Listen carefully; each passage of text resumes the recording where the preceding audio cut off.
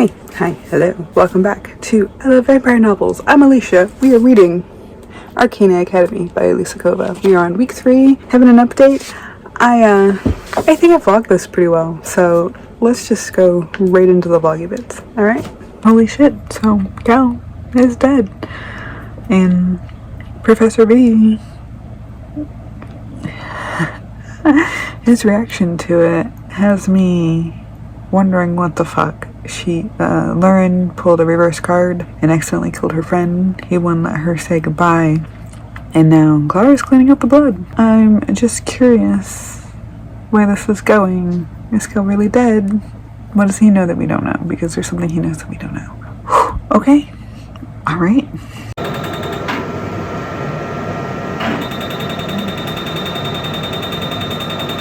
We were so close. So close. Okay, so I've read a few chapters, so let me catch up. The fight, battle, trick, assassination attempt at the festival went according to plan for her, which was a pretty good plan, getting to see him, getting the reward to see the cups so they can forge them, and the Twino can sketch them out because he's got the kind of a memory for that, being in his good graces, saving Allure, getting the coins, giving one to Lauren. Kayla's admitting that, he needs her, of course, which her response makes him pull back, but we know what his response actually means, right? Like, we know. And then they almost kiss again, and they almost do it, but then the fucking king and the prince, being at the feast, waiting for them, stops them. Okay, am I forgetting anything else? I think that's all the stuff that has happened since I last updated you. Oh my goodness, so much happened so fast. Oh, and in the fight, the assassins, one of them recognizes her. Who are these people? Are they friends of her mom, like she says? Are they the people that she helped get out? The original Arcanist? Was it her mother? For real? Somebody who knows her sister. Was her sister one of them? So many questions are coming from this revelation, so I guess we'll see. We will see. This reminds me a little bit of what is the Neverlist with the sister being gone for a year and her trying to find them, and then at the end her sister being one of the rebels. That's what I'm wondering, if people she knows are part of the rebels. So I'm curious as to what is going on right now. Just curious. Okay, I'm gonna get back to reading because it's getting intense. And we also had the quote. We had the quote from the bookmark happen in chapter 37. So you're somehow better and worse than I could have ever imagined. Everything I needed and the last fucking thing I wanted. It was a great scene. I wish we would have gone a little farther, but here we are. Allure. And telling Allure about sister. I get it, but also not sure that was the smartest move. We'll see. I actually don't have a sinking feeling that anything's going to come of that specifically, but maybe. At least not in this book, I don't think. It might come back in book 2 or something like that. However, she just moved in to Kayla's house, apartments, quarters, whatever, and the cat picked her for the night, which is fantastic. But I love the closer forced proximity going on right here. And how awkward he is, because I know he's falling in love with her. I just know it. Okay. That's all.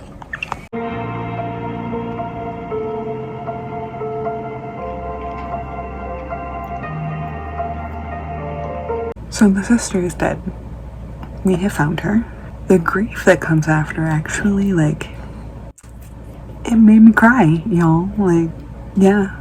That was rough. I like that she brought Kayla to the Star-Crossed Club to bury her, and it created this whole new round of doubt. I am kind of upset that she's doubting him even more. I know this is a series, so I'm wondering just how slow this burn is going to be. But even having her in his apartments in that moment, that very Josh and Lucy moment from Hating Game of you obviously hate me. It's your feelings about me are very clear. She's well, you hate me too. And he's do I?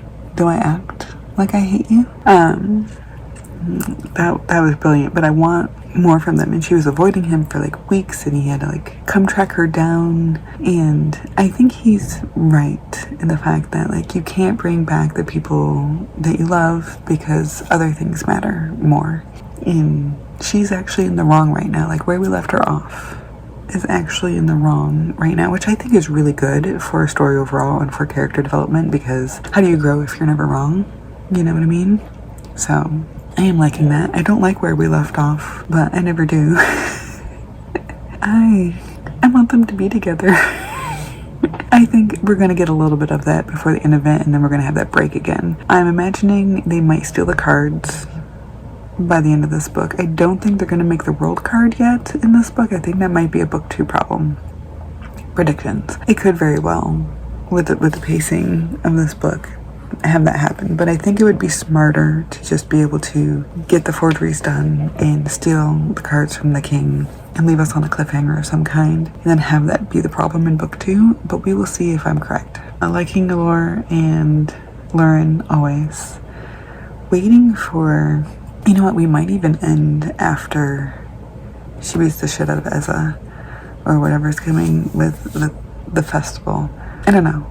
I have thoughts. I'm excited to see what happens. But I will be back with my final thoughts and my over-analysis here in a second. So I'm going to get to it. Alright, so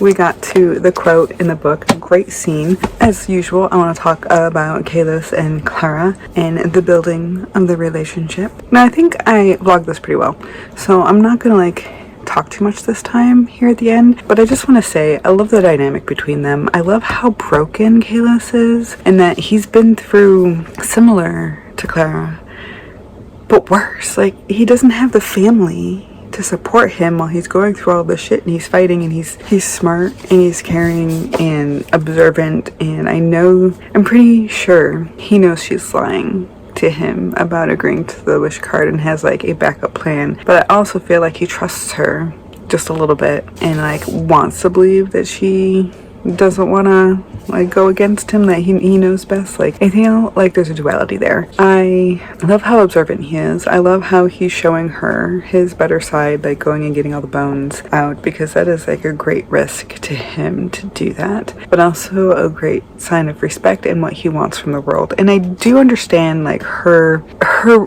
stubbornness at this point to think the wish card should only be used for her family, and if he can't get behind that there's no point in the world without them. I do think he can change her mind on that. Like, that's kind of the point of her growth, and realizing that him and the people around her are all reason enough to still go on with the world. But I also understand her logic that the next world that he creates could be corrupted too, and what's the point of doing it all over again without the people she loves? It like, what's the point of doing all this work if she can't bring them back? Like, I get it. I also get, like, it's a bad situation. I do hope that's resolved at some point. I don't think that's going to be resolved in this book. I am imagining in the next quarter, in the last quarter, we are going to see a smuttier scene. I don't know if they're gonna have sex, but they're at least gonna like have some feelings and whatnot a bit more, because of the winter like soiree that they're gonna have to go to and pretend to be a couple, because nobody's believing that they're a couple. And I get it, because when you announce things super loudly and awkwardly, it doesn't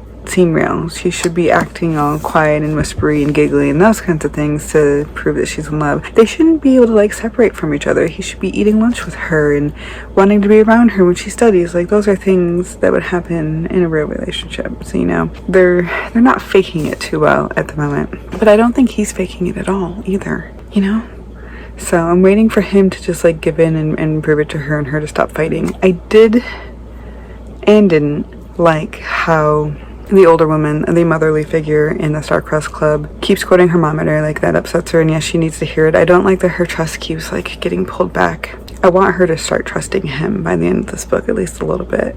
We can break that, but at least a little bit we need. And she is searching. She's searching for that trust. Like, she's like, give me a reason to trust you. Give me a reason to believe in you.